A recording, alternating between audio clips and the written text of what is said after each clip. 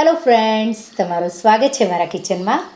આજે આપણે બનાવીશું શરદી કે ઉધરસમાં તરત જ રાહત આપે એવી ગુણકારી હેલ્ધી એવી શિયાળા સ્પેશિયલ બાજરીની રાબ બનાવીશું. જો તમને વીકનેસ રહેતી હોય તો આ બાજરીની રાબ છે એ બહુ એનર્જી અને બહુ ટેસ્ટી એવી લાગશે. જો તમને મારી રેસિપીઓ ગમતી હોય અને હજુ સુધી ચેનલને સબસ્ક્રાઈબ ન કર્યું હોય તો સબસ્ક્રાઈબ કરજો અને બાજુમાં આપેલી ઘંટી દબાવજો એટલે નવી નવી રેસિપીના નોટિફિકેશન આવે. તો ચાલો બનાવીએ. તો એના માટે પહેલાં આપણે ગોળવાળું પાણી રેડી કરવાનું છે. એના માટે એક પેન લેશું અને એમાં આપણે 1 કપ પાણી. તો એક જણ માટે હું આ રાબ બનાવી રહી છું. તમારે વધારે બનાવવી હોય તો એ રીતે લેવાનું.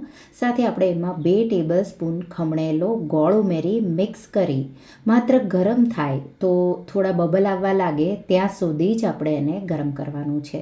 તો આ રીતે ગરમ કરેલું પાણી તમે રાબમાં લોટ શેકાઈ જાયને ઉમેરશો એટલે તરત જ રેડી થઈ જશે. તો ગોળ પીગળી જશે એટલે 1 મિનિટ જેવું આપણે થવા દેશું. આ રીતે ઉકળવા લાગે એટલે તરત જ ગેસની આંચ બંધ કરી અને સાઈડમાં મૂકીશું. હવે એક પેન લઈ લઈશું. એમાં 1 થી 2 ટીસ્પૂન જેટલું ઘી.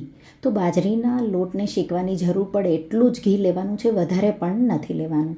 2 લવિંગ, 1 નાનો તજનો ટુકડો અને 1 મોટી ચપટી ભરી અને અજમો એટલે કે 1/4 ટીસ્પૂન જેટલો અજમો ઉમેરી અને આપણે એને થોડી સેકન્ડો માટે, તો ગેસની ફ્લેમ પહેલેથી સ્લો જ રાખવાની છે અને સ્લો ફ્લેમ પર આ રીતે થોડી વાર માટે શેકાઈ જાય એટલે આપણે 2 ટેબલ સ્પૂન બાજરીનો લોટ લઈ અને એને સ્લો ફ્લેમ પર આપણે શેકી લઈશું. તો ચલાવતા રહી અને તમે 1 થી 2 મિનિટ જેવું શેકશો એટલે એનો કલર બદલાઈ જશે. તો અહીંયા મને થોડા ઘીની જરૂર પડી છે. તો પહેલાં 1 ટીસ્પૂન અને અત્યારે 1 ટીસ્પૂન, તો 2 ટીસ્પૂન જેટલું મેં ઘી વાપર્યું.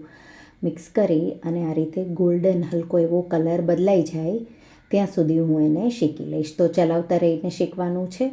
આ રીતે મેં સ્લો ફ્લેમ પર શેક્યું. લગભગ 2 મિનિટ જેવું થશે એટલે એકદમ સારી રીતે આવો કલર આવી જશે. હવે જે ગોળવાળું પાણી છે એ ઉમેરી દઈશું. અહીંયા ગોળ જો કચરાવાળો તમારો હોય તો તમારે ગાળીને પાણી લેવાનું, નહીંતર પછી આ રીતે સ્લો ફ્લેમ પર જ તમારે આ રીતે ધીરે ધીરે થોડું થોડું પાણી ઉમેરતા જવાનું અને મિક્સ કરતા જવાનું. તો આ રીતે તમે ઉમેરશો એટલે તરત જ હવે ગેસની ફ્લેમ હાઈ કરી દઈશું અને 1 મિનિટ માટે આપણે એને ઉકળવા દઈશું. તો હવે જે બાજરીનો લોટ છે એના લીધે થઈને રાબ છે એ થીક એટલે ઘટ્ટ એવી સૂપ જેવું હોય એવી જ થઈ જશે. તો આ રીતે હું એને 1 થી 2 મિનિટ જેવું ઉકળવા દઈશ. આ રીતે તમે એને 1 થી 2 મિનિટ જેવું ઉકાળશો એટલે થોડી જ વારમાં આ રીતે થીક થઈ જશે એટલે ગેસની આંચ બંધ કરી દઈશું.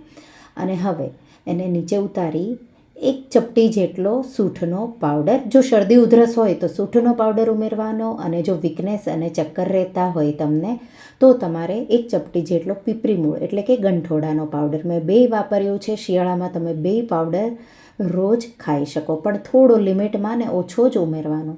બસ મિક્સ કરી દઈશું અને ગરમ ગરમ રાબને સર્વ કરીશું. આ રાબ ગરમ ગરમ જ પીવાની સારી લાગે.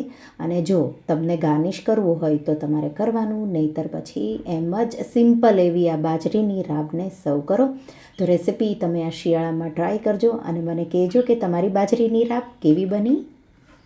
તો તમને આ રેસિપી કેવી લાગી મને કમેન્ટમાં જરૂરથી જણાવજો. અને હા, જો તમને આ રેસિપી ગમી હોય તો વિડીયોને લાઇક કરજો, શેર કરજો અને મારા ચેનલને સબસ્ક્રાઈબ કરજો. અને આવી જ નવી રેસિપીઓ માટે તમે બેલ આઇકોન બટનને પ્રેસ કરજો. Thank you for watching.